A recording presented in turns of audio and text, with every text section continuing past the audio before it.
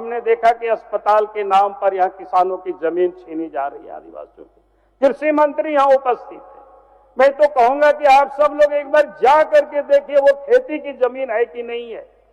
अस्पताल कोई बंजर भूमि में भी बन सकता है, 8-10 किलोमीटर हट करके भी बन सकता है, लेकिन वो गरीब आदिवासी बेचारा आज से नहीं लड़ रहा है, 56-57 से लड़ रहा है।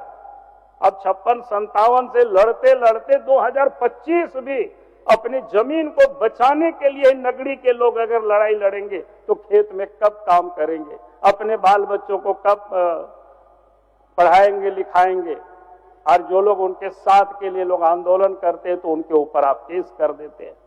और ऐसे भी एक तो उनका कोई एक्वायर नहीं हुआ, अगर एक्वायर भी हुआ थोड़े देर के लिए मान लेते हैं तो 2013 का कानून क्या कहता है, जिस नाम से आपने एक्वायर किया अगर 5 साल तक उसके उपयोग में नहीं लाया गया तो किसानों को वापस कर देनी चाहिए।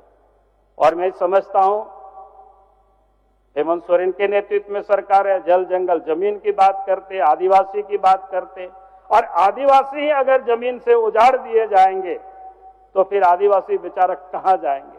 ऐसे ही झारखंड में आदिवासी 1951 से लेकर के 2011 तक 46% से घट करके आज यहां मात्र 26% हो गए।